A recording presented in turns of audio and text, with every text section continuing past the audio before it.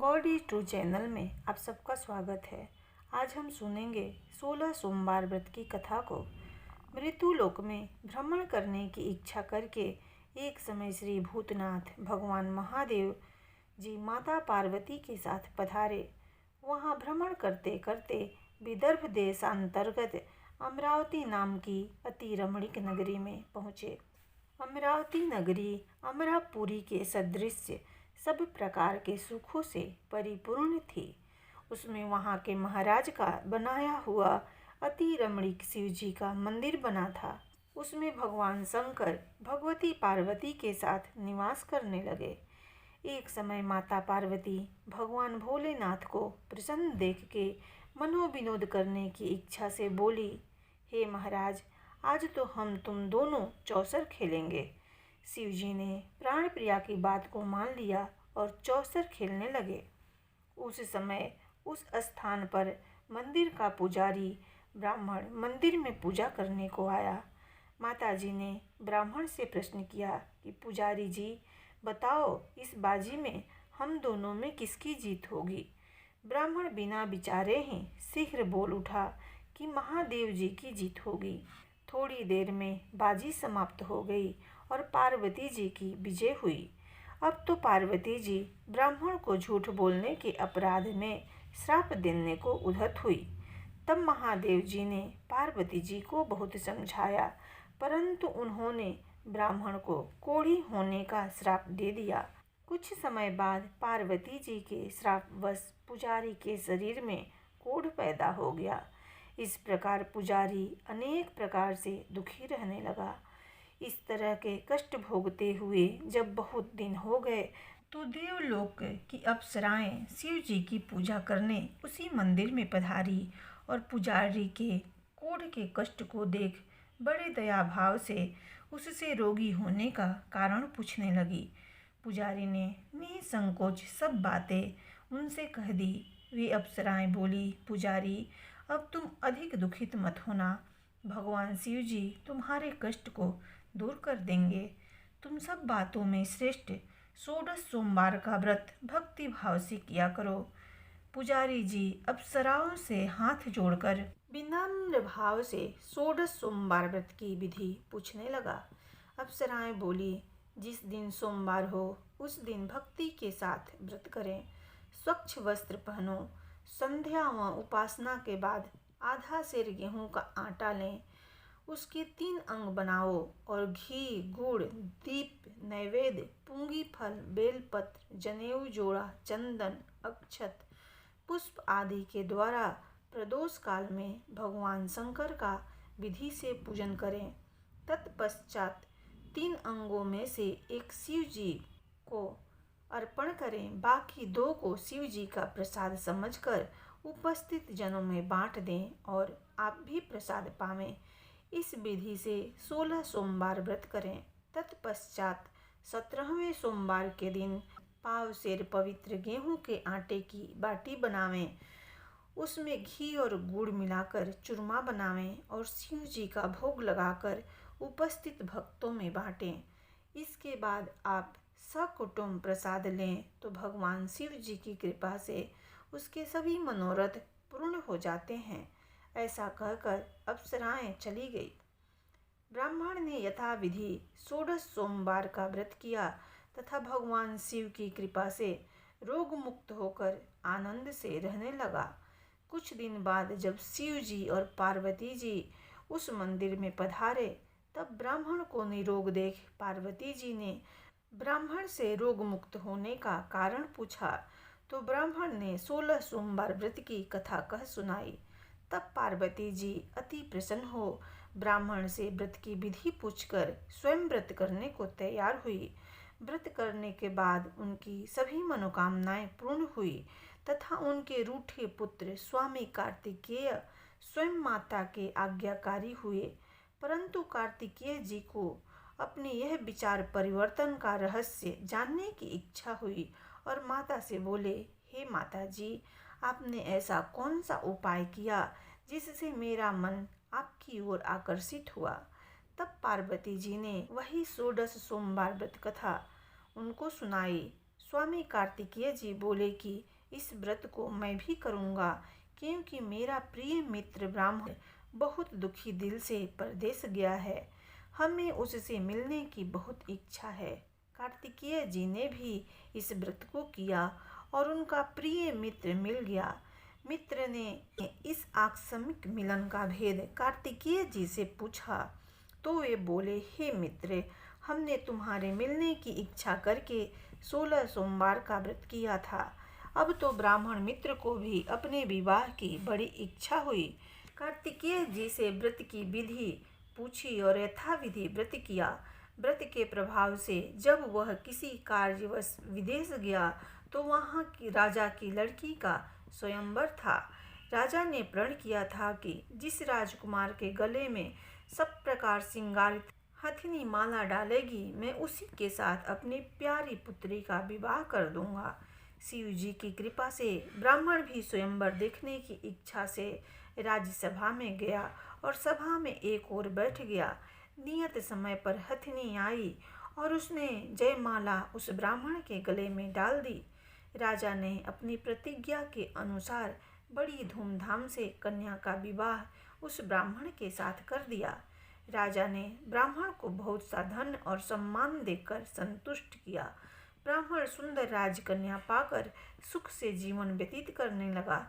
एक दिन राजकन्या ने अपने पति से प्रश्न किया, हे प्राणनाथ, आपने ऐसा कौन सा भारी पुण्य किया था जिसके प्रभाव से हथिनी ने सब राजकुमारों को छोड़कर आपको वरण किया? ब्राह्मण बोला, हे प्राण प्रिय, मैंने अपने मित्र कार्तिकेय जी के कथनानुसार 16 सोमवार का व्रत किया था, जिसके प्रभाव से मुझे तुम जैसी रूपवान पत्नी की प्राप्ति हुई। व्रत की महिमा को सुनकर राजकन्या को बड़ा आश्चर्य हुआ और वह भी पुत्र की कामना करके व्रत करने लगी। शिव जी की दया से उसके गर्भ से एक अति सुंदर, सुशील, धर्मात्मा और विद्वान पुत्र उत्पन्न हुआ। माता पिता दोनों उस देव पुत्र को पाकर अति प्रसन्न हुए और उसका पालन पोषण भली प्रकार से करने लगे। जब पुत्र समझदार हुआ तो एक दिन अपनी माता से प्रश्न किया, हे माँ, तुमने कौन सा ऐसा व्रत एवं तप किया है जो मेरे जैसा पुत्र तुम्हारे गर्भ से उत्पन्न हुआ? माता ने पुत्र का प्रबल मनोरथ जान करके अपने किए हुए 16 सोमवार व्रत को विधि के सहित पुत्र को बताया। पुत्र ने सब तरह के मनोरथ पूर्ण करने वाले व्रत को सुना तो वह भी इस व्रत को राज्याधिकार पाने की इच्छा से हर सोमवार को यथाविधि करने लगा। तो एक दिन एक देश के वृद्ध राजा के दूतों ने आकर उसको राजकन्या के लिए वरण किया। राजा ने अपनी पुत्री का विवाह ऐसे सर्वगुण संपन्न ब्राह्मण युवक के साथ करके बड़ा सुख प्राप्त किया। वृद्ध राजा के दिवंगत हो जाने पर इसी ब्राह्मण बालक को गद्दी पर बिठाया गया, क्योंकि दिवंगत राजा के कोई पुत्र नहीं था। राज्य का उत्तराधिकारी होकर भी वह ब्राह्मण पुत्र अपने 16 सोमवार के व्रत को करता रहा। जब 17वां सोमवार आया, विप्रपुत्र ने अपनी प्रियतमा से सब पूजन सामग्री लेकर शिव पूजा के लिए शिवालय में चलने को कहा, परंतु प्रियतमा ने उसकी आज्ञा की परवाह न की। दास दासियों के द्वारा सब सामग्री शिवालय में भिजवा दी और आप नहीं गई। जब राजा ने शिव जी का पूजन समाप्त किया तब एक आकाशवाणी राजा के प्रति हुई, हे राजन, अपनी इस रानी को राजमहल से निकाल दे, नहीं तो तेरा सर्वनाश कर देगी। आकाशवाणी को सुनकर राजा के आश्चर्य का ठिकाना नहीं रहा और तत्काल ही मंत्राणा गृह में आकर अपने सभासदों को बुलाकर पूछने लगा, हे मंत्रियों, मुझे आज शिव जी की आकाशवाणी हुई है कि हे राजा, तू अपनी इस रानी को महल से निकाल दे, नहीं तो ये तेरा सर्वनाश कर देगी।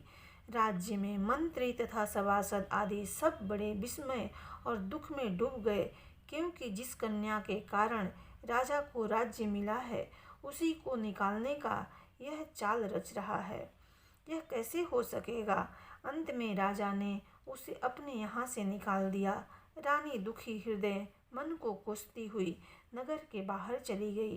बिना पदत्राण, फटे वस्त्र पहने, भूख से दुखी धीरे धीरे चलकर एक नगर में पहुंची। वहां एक बुढ़िया सूत काट कर बेचने को जाती थी। रानी की करुण दशा देख बोली, चल तू मेरा सूत बिकवा दे, मैं वृद्धा हूँ, भाव नहीं जानती हूँ। ऐसी बात बुढ़िया की सुन रानी बुढ़िया के सिर से सूत की गठरी उतार कर अपने सिर पर रख ली। थोड़ी देर बाद आंधी आई और बुढ़िया का सूत पोटली की सहित उड़ गया। बेचारी बुढ़िया पछताती रह गई और रानी को अपने साथ से दूर रहने को कह दिया। अब रानी एक तेली के घर गई तो तेली के सब मटके शिव जी के प्रकोप के कारण उसी समय चटक गए।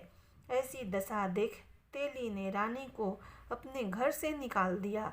इस प्रकार रानी अत्यंत दुख पाती हुई एक नदी के तट पर गई तो नदी का समस्त जल सूख गया। तत्पश्चात रानी एक वन में गई। वहां जाकर सरोवर में सीढ़ी से उतरकर पानी पीने को गई। उसके हाथ का स्पर्श होते ही सरोवर का नीलकमल के समान जल असंख्य कीड़ामय होकर गंदा हो गया। रानी ने भाग्य पर दोषारोपण करते हुए उस जल को पी करके पेड़ की शीतल छाया में विश्राम करना चाहा तो वह रानी जिस पेड़ के नीचे जाती उस पेड़ के पत्ते तत्काल ही गिर जाते।